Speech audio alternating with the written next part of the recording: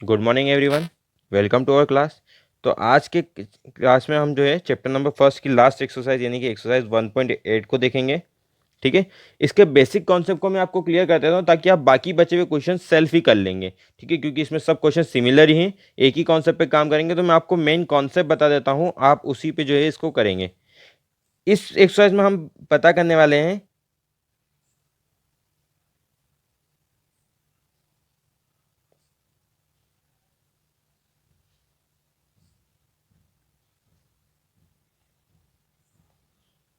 किसी भी दो रेशनल नंबर्स के बीच में लाई करने वाले रेशनल नंबर फाइंड करने हैं हमें। जरूरी नहीं है वो एक हो, वो कितने भी हो सकते हैं हमारे पास में। तो किसी भी दो रेशनल नंबर के बीच में लाई करने वाले ना रेशनल नंबर्स को हम यहाँ पे निकालेंगे आज। तो सबसे पहली चीज हमारे पास में वो होनी चाहिए, क्या होनी चाहिए? Denominator should be same. और डिनोमिनेटर सेम करना मैंने आपको लास्ट क्लास में बता दिया था, एलसीएम के थ्रू। हमेशा ध्यान रखना, डिनोमिनेटर को सेम हम किसके थ्रू करते हैं? एलसीएम के थ्रू कर देते हैं। ठीक है, क्लियर है? तो सबसे पहला काम करेंगे हम, डिनोमिनेटर को सेम करेंगे। फिर उसके बाद हम देखेंगे उसके बीच में जितने हमें रेशनल नंबर चाहिए उतने है कि नहीं है। सेकेंड पॉइंट क्या करेंगे हम?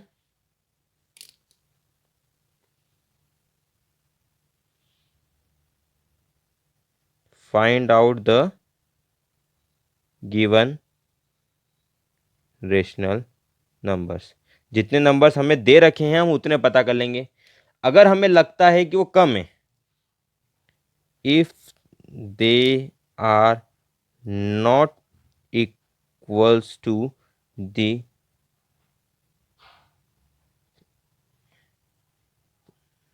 Equals to the numbers given in the question में जितनी चीज़ें दे रखी हैं, अगर वो इसके इक्विवेलेंट में नहीं है हमारे पास में, अगर उसके बराबर नहीं है हमारे पास में, तो उस कंडीशन में हम क्या करेंगे? हम सीधा सीधा जितने हमें फाइंड करने, ठीक है, find the x rational number. अगर मान लीजिए हमें ऐसा कुछ दे रखा है कि जितने हमें रेशनल नंबर फाइंड करने के लिए बोला है, तो हम क्या कर देंगे? उसमें x+1 अपॉन में x+1 का मल्टीप्लाई कर देंगे। ठीक है, मल्टीप्लाई x+1 अपॉन x+1।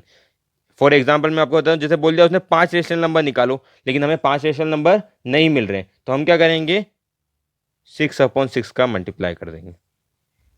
अगर 6 निकालने के लिए बोलेंगे होंगे तो हम 7/7 का मल्टीप्लाई कर देंगे। क्लियर है? तो इस तरीके से हम इसको जो है फाइंड आउट करेंगे। तो मैं आपको कुछ क्वेश्चंस एग्जांपल के थ्रू समझा देता हूं। ठीक है, तो आप जो है उसी के बेसिस पे मुझे करके बता दीजिएगा, मतलब ये एक्सरसाइज सॉल्व कर लीजिएगा। और कुछ डाउट होगा तो कमेंट सेक्शन में बता दीजिएगा, तो मैं उस रिलेवेंट वीडियो बना दूंगा। ठीक है, तो मैं आपको एक एग्जाम्पल के तौर पर दे देता हूँ। ठीक है, अगर डिनोमिनेटर सेम है तो आप तो इजीली निकाल लेंगे। अगर डिनोमिनेटर सेम नहीं, मैं उस कंडीशन का आपको बता देता हूँ। क्वेश्चन नंबर 1 का सेकंड वाला पार्ट है। ठीक है, हमें क्या करना है? एक रेशनल नंबर निकालना है। Find a rational number between -1/3 and 1/2। इन दो के बीच में निकालना है हमें, -1/3 और 1/2। अब हमें इसके पता है कि इसके बीच में बहुत सारे रेशनल नंबर निकल जाएंगे, लेकिन हमारे पास क्या है? डिनोमिनेटर सेम नहीं है। तो हम क्या करेंगे उस कंडीशन में? सबसे पहले एलसीएम लेंगे। तो इन दोनों का एलसीएम कितना आएगा हमारे पास में? 6 आएगा। क्लियर है? ठीक है, ये मैंने डायरेक्ट निकाल लिया, आप चाहो तो निकाल सकते हो खुद से। ठीक है, तो ये -1/3, इसको हम क्या लिख देंगे? -1/3 इंटू 2, और यहाँ पे भी इंटू 2। क्यों? क्योंकि एलसीएम 6 है, तो 3 को हमें क्या बनाना पड़ेगा? 6। तो ये बन गया 6, ऊपर हो गया -2। सेम ऐसे 1/2 को हम क्या करेंगे? 2 इंटू 3, तो यहाँ पे भी क्या हो जाएगा? 1 इंटू 3, तो ये हो जाएगा 3/6। आ गया हमारे पास में, दोनों डिनोमिनेटर सेम। अब इजीली निकल जाएगा। कितने निकालना था? एक ही निकालना था, तो कोई दिक्कत ही नहीं है। इसको हमने इस तरीके से लिख दिया। इन दोनों के बीच में कोई भी एक नंबर ले लो, 0, सीधा सीधा। ठीक है, इसका एक्चुअल फॉर्म क्या था? 1/3 था, हमने 1/3 लिख दिया, कॉमा 0 हमें निकाला है बीच में, और फिर इसका एक्चुअल फॉर्म था 1/2, तो हमने 1/2 लिख दिया। ये हमारे पास में आंसर हो गया। ठीक है, क्लियर है? चलिए एक क्वेश्चन और मैं बता देता हूं आपको, इसके बाद आप सेल्फ कर लीजिएगा। ठीक है, सारे क्वेश्चन इजी ही हैं, कोई टफ नहीं है इसमें। क्वेश्चन नंबर सेकंड का फर्स्ट वाला, ये इंपॉर्टेंट क्वेश्चन, ये क्लास 9th में भी आएगा आपके, ठीक है, इसलिए ये इंपॉर्टेंट क्वेश्चन है आपके लिए। सेम क्वेश्चन है डिक्टो ऐसा कैसा, बस number of rational numbers change हो गए। यहाँ बोला हमें find 2 rational numbers between 3 and 4। 2 rational number निकालने हमें 3 और 4 के बीच में। सिंपल सा तरीका है, हमें पता है 3 और 4 के बीच में कोई नंबर आते हैं, वो अपॉन में आते हैं, वो हमें पता नहीं है। तो हम क्या करेंगे, सबसे पहले इनका डिनोमीटर देखेंगे। तो डिनोमीटर तो दोनों का 1 है हमारे पास में, ये डिनोमीटर तो सेम है, उसको चेंज करने की तो जरूरत नहीं है। पर हमारे पास में जैसे मैंने आपको रूल बताया था, तो रूल में क्या बताया था मैंने आपको, देखो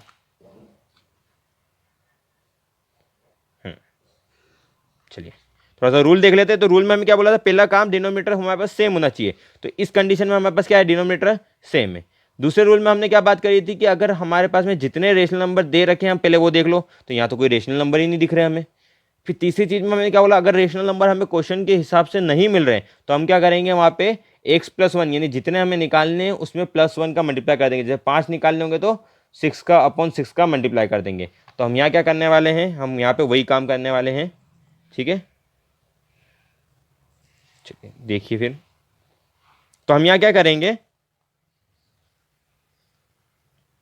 अकॉर्डिंग टू क्वेश्चन हम क्या करेंगे, v मल्टीप्लाई 2 रेशनल नंबर निकालने हैं, तो 3/3 विथ बोथ द नंबर्स। हम दोनों नंबर्स के साथ में क्या करेंगे, चलिए ठीक है, क्लियर है। दोनों नंबर्स के साथ में क्या करेंगे, 3/3 का मल्टीप्लाई कर देंगे, क्लियर है। तो हमारे पास पहला नंबर क्या है, 3/1 है, रेशनल नंबर तो ऐसा ही होगा हमारे पास। तो हम क्या करेंगे, 3/1 में मल्टीप्लाई कर देंगे 3/3 का, तो ये हो जाएगा 9/3, क्लियर है। फिर हमारे पास क्या है, 4/1 है, तो इसमें मल्टीप्लाई कर देंगे अपन 4/1 में भी 3/3 का, तो ये हमारे पास हो जाएगा 12/3। अब 2 रेशनल नंबर चाहिए, तो पहला नंबर क्या है हमारे पास 9/3, दूसरा नंबर है हमारे पास 12/3। तो 9 के बाद में आता है 10/3, यहाँ पे आता है 11/3। ये आ गए 2 रेशनल नंबर। हम इसे अपने एक्चुअल फॉर्म में लिख लेंगे, तो एक्चुअल फॉर्म क्या है इसका, 3 है, 3/1 यानी 3 है, ये तो 10/3 ऐसा कैसा हो जाएगा, ये 11/3 ऐसा कैसा हो जाएगा, और ये हमारे पास 4 हो जाएगा। ये हमारा आंसर आ गया। अगर डिनोमिनेटर सेम नहीं होता तो सबसे पहला हम क्या काम करते हैं, अगर डिनोमिनेटर सेम नहीं होता, जैसे सपोज कर लीजिए मैं क्वेश्चन ले लेता हूँ 2/4, थोड़ा सा जल्दी देख लीजिएगा, और यहाँ पे हो जाएगा हमारे पास 3/5। मान लीजिए ये क्वेश्चन है हमारे पास में, ठीक है। अगर हमारे पास में डिनोमिनेटर सेम नहीं है तो हम सबसे पहले क्या करेंगे, डिनोमिनेटर को सेम करेंगे, यानी हमने क्या कर दिया 2/4, इसका एलसीएम निकालेंगे, तो एलसीएम हो गया हमारे पास में 20।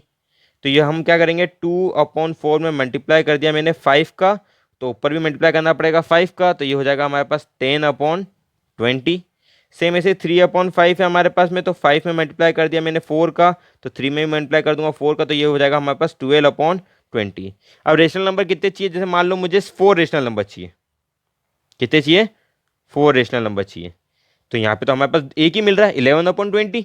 तो अपन क्या कर देंगे, अब इसमें इसी नंबर में हम 5/5 का यहाँ मल्टीप्लाई कर देंगे, 5/5 का यहाँ मल्टीप्लाई कर देंगे। 5 का क्यों किया हमने, क्योंकि 4 के बाद में 5 आता है, 4+1 बोला था ना मैंने, तो ये हो जाएगा 50/100, और ये हो जाएगा हमारे पास 60/100। अब हमारे पास में रेशनल नंबर मिल जाएंगे 4, तो 50/100, इसको अपन क्या लिख सकते हैं यहाँ पर, 51/100 भी दूसरा रेशनल नंबर, 52/100, 53/100, कोई से भी 4 ले लो, 54/100, और आखिरी में हमारे पास 60/100 आ जाएगा, ठीक है।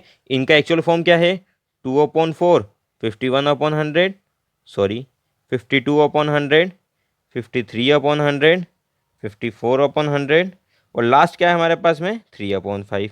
तो ये हमारा फाइनल आंसर हो गया, क्लियर है। तो सबसे पहला काम डिनोमिनेटर सेम करना है, दूसरा उसमें कितने हैं उतने देख लो, अगर कम पड़ रहे हैं तो फिर ये वाली प्रोसेस को यूज़ कर लो, क्लियर है।